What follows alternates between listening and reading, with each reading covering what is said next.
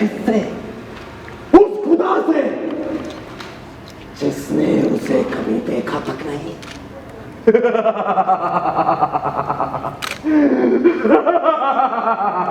किस सरगम ने 7 सवालों के जवाब दे दुनिया की सबसे खौफनाक ताकत हासिल कर ली है।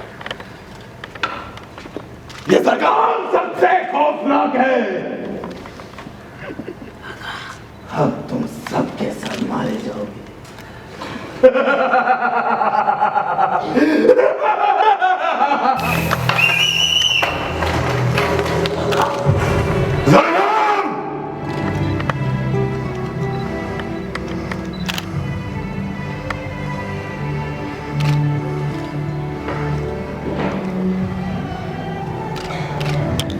बहुत समय से तेरी तलाश थी मुझे Hatim.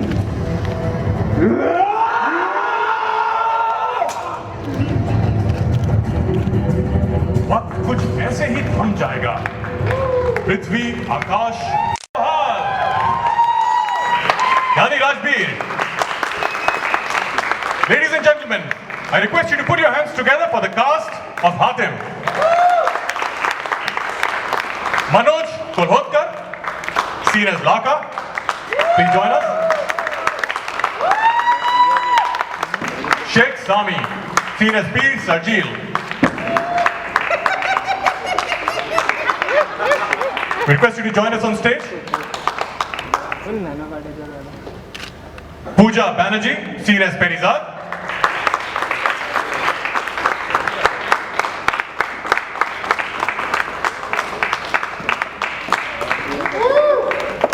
Prachi Chauhan, seen as Hassan.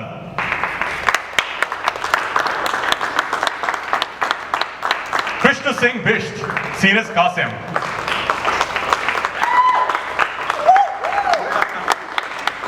And Sahil Chadda, seen as Noman. Let's hear it from them, everyone. Big round of applause for From Life OK's behalf, I know we are very late, but Ajit has left from Lower Parel, so you can imagine.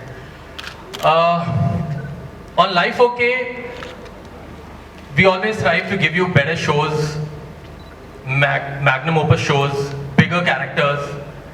2 years back, we gave you the biggest show on Indian television, Devon Ke Dev Mahadev. We gave you Mohit Raina, a household name, as Mahadev. There is a survey of character India loves. Mohit is amongst the top 3 characters always. And continuing the same legacy at 8 p.m. Hatim.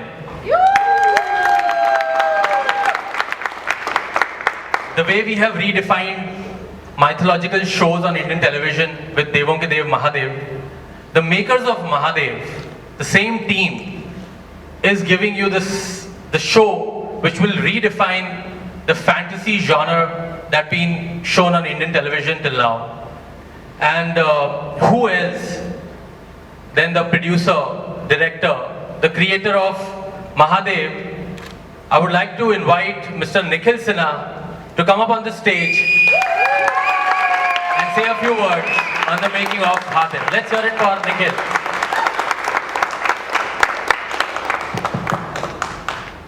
Thank you everyone. Thank you for coming to our sets.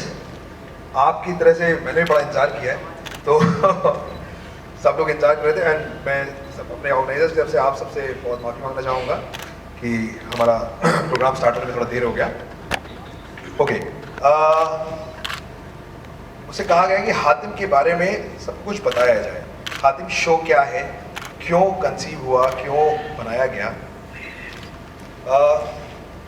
कई सालों से अपनी industry में मैं देख रहा हूँ fantasy genre ऐसा जॉनर है जो पूरी दुनिया में बहुत मशहूर है। पूरी दुनिया में अगर आप देखेंगे तो टॉप 10 जो टॉप ग्रॉसर और टॉप पॉपुलर फिल्म्स होती हैं वो सब फैंटेसीज होती हैं। लेकिन हिंदुस्तान से शुरू होने वाला ये जॉनर जो हिंदुस्तान में जिसकी बहुत बड़ी परंपरा है, वो जॉनर हिंदुस्तान में कहीं धीरे धीरे गायब हो चुका था। तो मेरी बड़ी इच्छा थी कई सालों से कि मैं इस जॉनर को दोबारा रिवाइव करूं, तो इस बार ये मौका मिला। कई सालों से मैं कोशिश कर रहा था, लेकिन thanks to life okay and the whole team of Life OK, that they understood this gesture of mine. I persuaded them and they understood कि okay क्या हो सकता है इसमें, क्या इसकी possibilities हैं, and they allowed me to go ahead with this thing.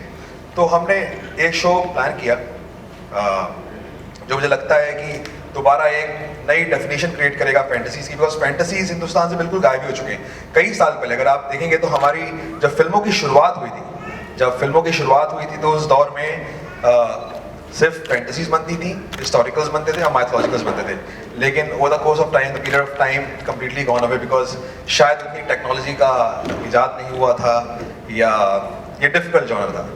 तो अब आपके सामने हम इसी मंशा से, इसी इच्छा से Hatim the adventures of Hatim show लेकर के आए हैं, ताकि हमारी दुनिया, हमारी हिंदुस्तान की जनता को एक बार फिर से वो फैंटेसी जॉनर देखने को मिल सके, जो क्योंकि फैंटेसी एक ऐसा जॉनर है जो हर इंसान, जब हम छोटे थे, हम बचपन में जब हमें कहानी सुनाई जाती थी, हमेशा कहानी शुरू होती है, कोई भी कहानी शुरू होती है वंस अपॉन अ टाइम, एक राजा था, एक रानी थी।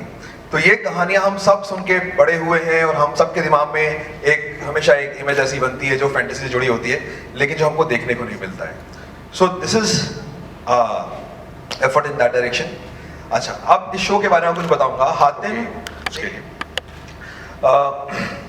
तो ये फैंटेसी का एक अलग रूप देखने मिलने वाला है, बिकॉज फैंटेसी नॉर्मली आप हमेशा एक एक्शन या एक एडवेंचर से जोड़ते हैं। हमारे शो का नाम हालांकि एडवेंचर्स ऑफ हातिम है, लेकिन इसमें एडवेंचर्स के अलावा आपको बहुत कुछ और भी देखने को मिलेगा, बहुत सारे इमोशंस देखने को मिलेंगे, बहुत सारे अलग अलग फ्लेवर्स देखने को मिलेंगे। इतना मैं आप सबसे प्रॉमिस कर सकता हूँ, जो मुझे लगता है कि एक आफ्टर से नितिन ने बोला कि आफ्टर माइथोलॉजी, हमने जिस तरह से माइथोलॉजी को रिडिफाइन किया, उस हमारा एक और एफर्ट है फैंटेसी को रिडिफाइन करने का। वो आपको शायद मतलब इंडियन टेलीविजन में तो बात की बात है, फिल्मों में भी कहीं कहीं आपको देखने को मिलेगी। तो इंडियन मूवीज़ की बात करो, बाकी एक्शन की ट्रेनिंग तो 3 महीने से चल रही है।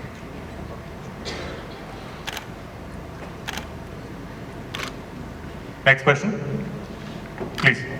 ये शो जिस टाइप का है, इसमें उर्दू वर्ड्स का ज़्यादा इस्तेमाल हुआ है, तो आप लोग सब लोगों ने उसके लिए कितनी प्रैक्टिस करी? देखिए, इन सब हमारे सारी पूरी कास्ट ना, एक हम लोगों ने काफ़ी लंबी एक वर्कशॉप की थी, बिकॉज हालांकि मैं ऐसा बोलूँगा इसमें बहुत ज़्यादा उर्दू नहीं है, क्योंकि एक ऐसी जिसको हम लोग हिंदुस्तानी भाषा कहते हैं ना, जिसमें हिंदुस्तानी भाषा का ज़्यादा प्रयोग हुआ है जो आम जनता को अच्छे से समझ आ सके। बिकॉज अगर बहुत ज़्यादा उर्दू रखते तो शायद लोगों को समझ में नहीं आता। तो इसलिए बहुत सिंपल लैंग्वेज है, लेकिन उसके बावजूद भी कई लोगों को ज़रूरत नहीं पड़ी, लेकिन हमने काफ़ी एक group rehearsals, group exercise and एक वर्कशॉप की, जिसमें लैंग्वेज के ऊपर, मूवमेंट्स के ऊपर, जेस्चर्स के ऊपर, बॉडी मूवमेंट्स के ऊपर, सबके ऊपर एक काफ़ी काम हुआ। क्योंकि अचानक से एक आदमी जो जीन्स पहन के घूमता है, अचानक से कल राजा बन जाता है, तो बड़ा ही अलग होता है, उसके लिए बड़ा डिफिकल्ट एक्सपीरियंस होता है। तो उस चीज़ में, उस कैरेक्टर में उतरने के लिए किसी भी एक्टर को टाइम लगता है, तो उसके लिए हम लोगों ने सब लोगों ने मिल करके एक साथ काफ़ी वर्कशॉप्स की और उस चीज़ को अचीव करने की कोशिश की। निखिल, आज जब यूथ बहुत टीवी की तरफ जा रहा है और रियलिटी शोज बहुत आ रहे हैं, तो ऐसे में एक और ऐसा फैंटेसी शो लाना डर नहीं लगा?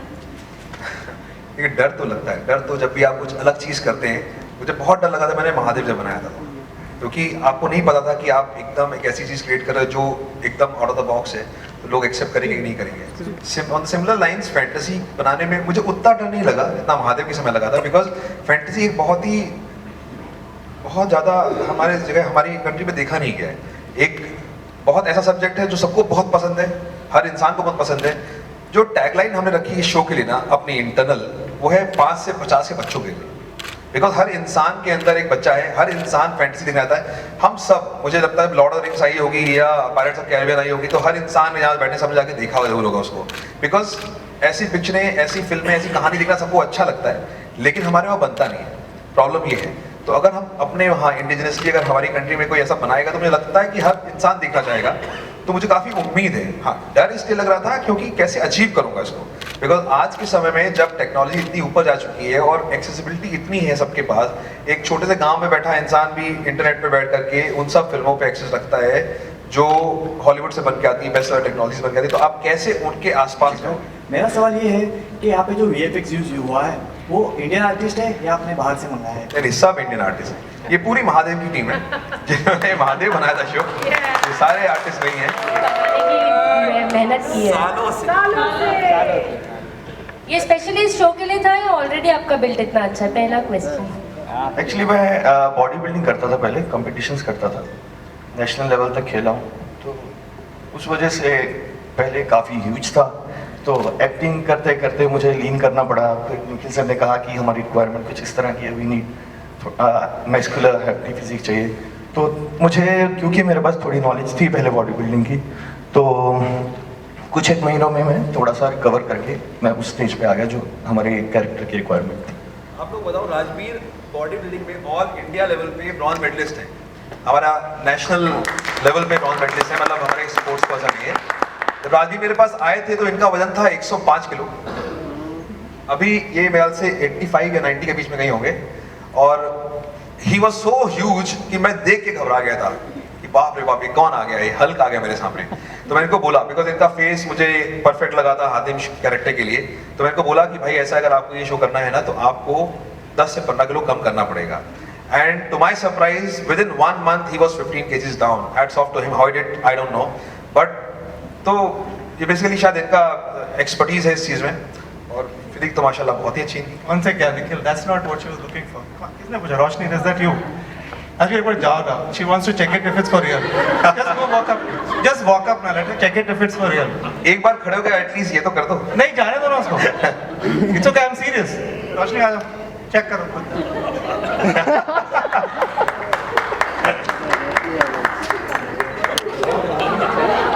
चेक करना और फोटो लेना.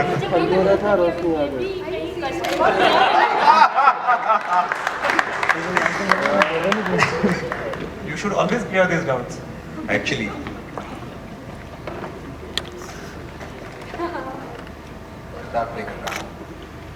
मैं वैसे अपना मेकअप खुद करता हूँ और उसको तकरीबन 5 से 7 मिनट लगते हैं, लेकिन ये पूरा पहनने के लिए मुझे पौन घंटा लग जाता है। तो मैं समझ सकता हूँ कि इनको क्या लगता हो, जो ये भाई साहब मेरे साथ में बैठे हैं, ये कुबड़े भाई साहब, इनको कितना समय लगता होगा। तो आप समझ सकते हैं हर एक्टर को तैयार होने में तकरीबन आधा से पौना घंटा या 1 घंटा या सवा घंटा लग जाता है। लाखा को 2 घंटे लगते हैं। आवाज़ आ चुकी है और हातिम सबसे इजी रहा है। God bless him, all the best. Hatim को कपड़े पहनने की जरूरत नहीं है। तो बोलता हूँ कुछ मत पहनो।